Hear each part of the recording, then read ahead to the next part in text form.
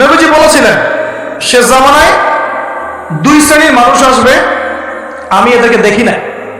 নবীজি দেখেন নাই মানে 1400 বছর আগে ওরা ছিল না। এক শ্রেণী হচ্ছে হাতের মধ্যে মানুষকে মারার কিছু অস্ত্র নিয়ে ঘুরে বেড়াবে। এরা মানুষকে নির্মমভাবে পিটাবে, নির্মমভাবে পিটাবে, নির্মমভাবে মানুষকে পিটাবে। এই শ্রেণীকে আমি দেখিনি, এরা আসবে পরে। হাতে লাঠিওয়ালা সেই গ্রুপ কোনটা জানেন? ওই যে ঘরের মধ্যে ঢুকায় ঢুকায় যে ছেলেগুলোকে মেরে মেরে রাত্রেবেলা মেরে ফেলায়, সেটা গ্রুপে। বিভিন্ন হলে হলে দেখেন না, হকি স্টিক নিয়ে 8জন 10জন মিলে এক একটা করে ছেলেকে ডেকে নিয়ে পিটায় পিটায় মেরে ফেলায়, এইগুলো সেই ছেলে। এদেরকে যারা জন্ম দিয়েছে ওই বাপের জন্য ধিক্কার। এদেরকে যারা জন্ম দিয়েছে এই বাপের জন্য ধিক্কার। আর এখন এরকম লেডিস গ্রুপও বের হয়েছে, আর মেয়েদেরকেও হলে ডেকে ডেকে পিটানো শুরু করেছে। তোমরা কি মনে করো যে 5জন 6জন 10জন মিলে একজনকে সারা রাত টর্চার করে মেরে ফেলানোর মধ্যে সুপুরুষ তুমি? তুমি সুপুরুষ, তুমি অনেক বড় বীর। সাহস থাকলে তুমি একজন একজন মারামারি করে দেখাও না, দেখি তোমার এত বড় সাহস, তাহলে একজন একজন মারামারি করে দেখাও না। আসো রিংয়ের মধ্যে, আসো রিংয়ের মধ্যে আসো, তারপর দেখি তোমার কত শক্তি, আমাদের কত শক্তি। একজন 1-on-1 ব্যাটেলে আসো, খালি হাতে 1-on-1 ব্যাটেলে আসো। 8জন 10জন মিলে একটা বুয়েটের ছেলে, একটা মেডিকেলের ছেলে, একটা অমুকের ছেলে, তমুকের ছেলে, বাবা মায়ের স্বপ্ন লালন করা ছেলেগুলোকে ঘরের মধ্যে ঢুকাবা, সারা রাত পিটায় মেরে ফেলবা, এটাকে তোমরা সাফল্য মনে করো, বিরক্ত মনে করো? এই ছেলেগুলোকে জন্ম দিয়েছে যে পিতা মাতা, এদের জন্য ধিক্কার আমার পক্ষ থেকে। আপনারা এইসব সন্তান জন্ম দিতে গেলেন কেন? খিদির আলাইহিস সালাম বেঁচে থাকলে ছোটবেলায় মেরে ফেলতো এদেরকে। ওই যে খিদির আলাইহিস সালাম ছোটবেলায় একটা বাচ্চাকে মেরে ফেলছিলেন না? মুসা আলাইহিস সালাম বলেছিলেন যে একটা বাচ্চাকে কেন মেরে ফেললেন? তখন খিদির আলাইহিস সালাম বলেছিলেন এই ছেলেটা যদি বড় হয়, বড় হলে অনেক বড় কাফের হবে। আল্লাহ আগে জানিয়ে দিয়েছেন, এই জন্য আগে মেরে দিয়েছে। এই বাচ্চাগুলোকে নিতে গেলেন কেন? কোন রকম লজ্জাবোধ নাই, চক্ষু লজ্জা নাই। এরপর যখন আইন শৃঙ্খলা বাহিনী এদেরকে অ্যারেস্ট করে নিয়ে যায়, বীরের মতো হাসতে হাসতে চলে যায়। ও জানে যে আমার কোনো সমস্যা হবে না, ফাঁক খবর দিয়ে বেরিয়ে চলে আসো। তোমরা এগুলোকে বিরক্ত মনে করো, তোমরা বিরক্ত মনে করো, সুপুরুষ হয়ে গেছো তোমরা। এতই যদি ক্ষমতা থাকে, সাহস থাকে, তো একজন একজন মারামারি করো না, 1-on-1 ব্যাটেলে আসো। তারপর দেখো কে জিতে কে হারে। 10জন মিলে একজনকে পিটাবা, মনে করছো বড় বীর হয়ে গেছো। এখন 10টা মেয়ে মিলে একটা মেয়েকেও পিটাচ্ছে, সুবহানাল্লাহ। তা আবার ইসলামিক বিশ্ববিদ্যালয়ের মধ্যে। এই বিশ্ববিদ্যালয়টা ইসলামিক কে দিল? এটা ইসলাম?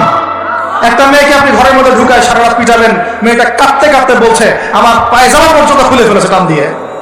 আরে তোর মায়ের পায়জামাকে খুলে ফেলে তোর কেমন লাগবে? তোর বোনের পায়জামাকে খুলে ফেলে তোর কেমন লাগবে? কোন সাহসে তুই একটা মেয়ের পায়জামায় হাত দিস? এত বড় সাহস! আর এদেরকে আমরা কোনো করে মানুষ করি। আইন শৃঙ্খলা বাহিনী আপনারা কি করেন? ইনস্ট্যান্ট কোর্ট বসে ফাঁসি দিয়ে দিবেন এদেরকে। আল্লাহর কসম করে বলছি, যদি কোনোদিন এরকম ক্ষমতা আমাদের কাছে আসতো, দিনের দিন বিচার করে দেখিয়ে দিতাম ইনশাআল্লাহ। ফাইজলামি শুরু করো সারা দেশব্যাপী, ফাইজলামি শুরু করে দিয়েছে একেবারে নির্মম ভাবে, অহেতুক ভাবে।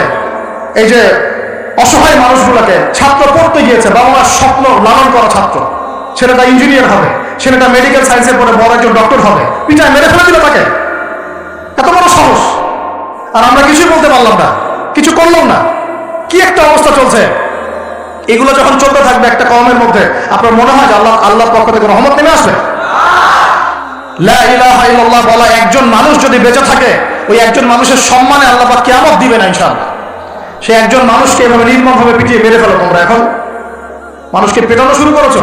নবী সাল্লাল্লাহু আলাইহি ওয়াসাল্লাম শেষ জামানার হাদিস সম্পর্কে বলেছিলেন যে আমি এক শ্রেণীর মানুষকে দেখি নাই যারা আসবে, মানুষকে নির্মমভাবে মারবে, নির্মমভাবে মানুষকে পিটিয়ে মারবে। আর কোরআন খুলে দেখেন, একটা জাতির কথা আল্লাহ পাক বলেছেন। এই জাতির নাম হচ্ছে আদ জাতি। কোন জাতি ভাই? এই আদ জাতিকে আল্লাহ পাক ধ্বংস করেছিলেন ঝড় দিয়ে, ঝড়টা দিয়ে। আল্লাহ পাক এই কওম সম্পর্কে বলেছেন ওয়াইদা বাতাসতুম জাব্বারিন। ওরা শিরক কুফর তো করতোই, কিন্তু এর পাশাপাশি একটা বড় পাপ করতো। ওই পাপটা হচ্ছে এরা যখন মানুষকে পেত, পিটিয়ে মেরে ফেলতো, নির্মমভাবে পিটিয়ে মেরে ফেলতো। এই আদ জাতির পাপ তোমরা করা শুরু করেছো। এখন আমাদের শহরে এগুলো চলছে না? এখন দিনে দুপুরে রাস্তাঘাটে এগুলো চলছে। শিক্ষা প্রতিষ্ঠানে গিয়ে এগুলা মাস্তানি করতে গিয়েছো তোমরা। আবার তোমরা মাহফিল করে আমাকে ডাকো ওয়াজ নসিহত করতে। আমার সাথে এগুলোর কোনো সম্পর্ক নেই। আমার কাছে তোমরা ভালো কিছু পাবো না, আমার কাছে ইনশাআল্লাহ হকটাই পাবো, বাতিল পাবো না ইনশাআল্লাহ। আমার ভাই হয়ে যদি এই কাজ করো, আমি তোমার চেহারা পর্যন্ত দেখতে যাবো না ইনশাআল্লাহ।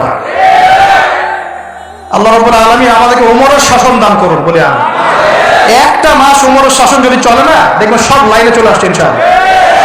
একটা মাস খালি, একটা মাস খালি ধর্ষণের বিচার করা শুরু করেন, ধর্ষণ করার সাহস খুঁজে পাবেন ইনশাআল্লাহ। ওয়াজ মাহফিল গুলাকে দিনের এই পবিত্র আমানত গুলোকে অনেক জায়গায় ঠাট্টা মশকরার পাত্র বানানো হয়েছে। কোথাও কোথাও দেখা যায় যে ওয়াজ মাহফিল সিজনে যে বললাম ডিজে জিকির চালু করা হয়েছে। ফাইজলামি শুরু করছো দিন নিয়ে, তোমরা ফাইজলামি শুরু করছো। আবার বলছো 22 বছর থেকে ওয়াজ করি, 22 বছর থেকে মানুষকে হাসা, ওইটা বলতে পারো। 22 বছর ওয়াজ আবার কখন করলা? থ্রেট করো যে চোখ গরম করবো না। আল্লাহর কসম, যদি ক্ষমতা থাকতো হাড্ডি পিটায় ঠিক করে রাখি দিতাম ইনশাআল্লাহ। ওয়াজ মাহফিলের মঞ্চকে বসে তোমরা ডিজে জিকির বানাবা, এখানে ওয়াজ মাহফিলে ডিজে জিকির শিখাবা, মানুষকে বাউল বানানো শুরু করেছো, গান গল্প কেচ্চা কাহিনী শুরু করেছো। ইনশাআল্লাহ তাআলা অচিরেই এই উম্মতের মধ্যে এমন নেতৃত্ব আসবে ইনশাআল্লাহ, যে নেতৃত্বের আন্ডারে ইনশাআল্লাহ তাআলা জমিন থেকে জুলুমের শেকড় উপরে যাবে ইনশাআল্লাহ। আমরা আল্লাহর কাছে দোয়া করি, আল্লাহ পাক আমরা বেঁচে থাক যেন আল্লাহ পাক নিয়ে আসেন ইনশাআল্লাহ। সারা দুনিয়া জুড়ে ফাইজলামি শুরু হয়ে গেছে, সারা বিশ্ব জুড়ে এই যে পশ্চিমাদের যে আগ্রাসন, মুসলিম বিশ্বের আনাচে কানাচে অসহায় মুসলিমদেরকে নির্যাতন করা হচ্ছে নির্মমভাবে। একটা বাচ্চা সে জানে না যে শিয়া কি সুন্নি কি, বোম মেরে উড়িয়ে দেওয়া হবে, মাথার খুলি উড়িয়ে দেওয়া। একটা বাচ্চা, একটা মা জানে না শিয়াইজম কি সুন্নিজম কি, মিসাইল মেরে বোম মেরে হত্যা করে দেওয়া। ফাইজলামি শুরু হচ্ছে সারা বিশ্ব জুড়ে, এগুলো চলতেছে। সারা বিশ্ব জুড়ে মিডিয়ার মধ্য দিয়ে মুসলিমদেরকে আজকে সন্ত্রাসী বানানো হয়ে গেছে। সারা বিশ্বে রক্ত ঝরবে আমাদের, আবার আমাদেরকেও সবাই সন্ত্রাসী বলে বেড়াবে। নাটক শুরু করেছে, নাটক। সারা বিশ্ব জুড়ে সবচেয়ে শান্তিকামী মানুষ কারা? আমরা, অন্য কেউ আছে? সারা বিশ্বের মানুষের, নিরীহ মানুষের রক্ত কাদের হাতে লেগে আছে? আমাদের হাতে। আমরা ইরাকে মানুষ হত্যা করেছি, আমরা আফগানিস্তানে মানুষ হত্যা করেছি, আমরা উইঘুরদেরকে হত্যা করেছি, আমরা রোহিঙ্গাদেরকে হত্যা করেছি, আমরা বিগত 12, 14, 15 বছর ধরে সিরিয়াতে বাচ্চাদেরকে হত্যা করেছি, বিগত প্রায় 70 বছর থেকে প্যালেস্টাইনে আমরা মানুষকে হত্যা করেছি। আমরা কি এই যে লেবানন, জর্ডান এই জায়গাগুলোতে মানুষকে আমরা মারছি? তাহলে সারা বিশ্বে আমাদেরকে আজকে সন্ত্রাসী কারণ বলা হয়। কি কারণে বলা হয়? আর আমরা কেউ কোনো কথাও বলি না, মন থেকে ঘৃণাও করি না। এই কথাগুলো বলবেন কারা? বলবেন তো আলেম ওলামারা। এখন যদি আমরা এই ওয়াজ মাহফিলের স্টেজগুলোকে সার্কাসের মঞ্চ বানিয়ে ফেলি, এই আমানতের হক কে আদায় করবে? কে আদায় করবে? আল্লাহ পাক আমাদের সবাইকে বোঝার তৌফিক দান করুন। আমরা আশা করি ইনশাআল্লাহ তাআলা আমাদের উপরে যারা আছেন তাদের বোধোদয় হবে ইনশাআল্লাহ তাআলা। আমরা কারো শত্রু নই, ইসলাম কারো শত্রু নয়, কারো খারাপ চায় না। ইসলাম চায় সমাজের ন্যায় প্রতিষ্ঠা হোক, এবং ন্যায়টা যে কারো হাত দিয়ে প্রতিষ্ঠা হোক, কোনো সমস্যা নাই। এক্স ওয়াই জেড যেই হোক না কেন, যার হাতে ন্যায় প্রতিষ্ঠা হবে আমরা তার জন্য দোয়া করবো ইনশাআল্লাহ। আর যে অন্যায়কে প্রশ্রয় দিবে, প্রতিষ্ঠা করবে, আমরা তার ধ্বংসের জন্য আল্লাহর কাছে দোয়া করবো ইনশাআল্লাহ। আর আল্লাহ পাকের গজব যখন নেমে আসবে কেউ ঠেকাতে পারবে না ইনশাআল্লাহ। আমি বলে দিয়েছি প্রথমেই, সবকিছু মালিককে, সব ক্ষমতা কার হাতে? প্রিয় যুবক ভাইয়ের স্পেশালি আগামী দিনে ইসলামের পতাকা হাতে নিয়ে বিশ্বকে চ্যালেঞ্জ করার জন্য এখন থেকে প্রস্তুত হয়ে যাও। একদিনের মাহফিল দিয়ে কিচ্ছু হবে না, একদিনের মাহফিল দিয়ে গরম বক্তব্য দিয়েও কিছু হবে না। আপনাদের সবাইকে কনস্ট্রাকটিভ কাজ করতে হবে। প্রত্যেক মুসলিম ভাইকে 5 ওয়াক্ত নামাজ আদায় করতে হবে, আল্লাহ পাক তৌফিক দান করুন। প্রত্যেক ভাইয়ের যাদের যাকাত ফরজ হয়েছে, যাকাত অবশ্যই দিতে হবে ইনশাআল্লাহ। বেশি বেশি দান সদকা করবেন। নিজের পরিবারের মধ্যে কোনোভাবেই অনইসলামিক কোনো সংস্কৃতি আসতে দিবেন না। নিজের পরিবারের মধ্যে পর্দা প্রতিষ্ঠা করবেন। কোনো অবস্থাতেই হারাম রিজিকের দিকে যাবেন না ইনশাআল্লাহ। আপনার সন্তান সন্ততিদেরকে ছোটবেলা থেকেই মুসলিম রূপে মানুষ করবেন, কোন রকম অমুসলিম কালচারে বড় করবেন না। আপনার সন্তানদেরকে ছোটবেলায় কোরআন শেখাবেন, হাদিস শেখাবেন, আলেম ওলামার সহবত দিবেন, হকপন্থী আলেম চিনবেন, তাদের কাছে সন্তানদেরকে পাঠাবেন ইনশাআল্লাহ। ইসলামকে নিয়ে ঠাট্টা বিদ্রুপ করবেন না, রং তামাশা করবেন না। এই যুগ সম্পর্কে সচেতন থাকবেন। কি হচ্ছে, কি চলছে, হাদিসে কি আছে, কোরআনে কি আছে, সামনে কি হতে পারে, সচেতনতা তৈরি করবেন। এই চলমান ফিতনাময় পরিবেশে নিজের ঈমান আমলকে এমনভাবে ধরে রাখবেন যেমন করে হাতের মধ্যে মানুষ আগুন ধরে রাখে, ঈমান ধরে রাখে। পরিবারের মধ্যে বেপরদামিকে স্থান দিবেন না। পরিবারের ছেলে কি করছে, মেয়ে কি করছে, আপনার আত্মীয় স্বজনের হক ঠিক আছে কিনা, প্রতিবেশীর হক ঠিক আছে কিনা, প্রতিটা বিষয় as a Muslim leader of the family আপনাকে এগুলো দেখতে হবে। আল্লাহ তৌফিক দান করুন।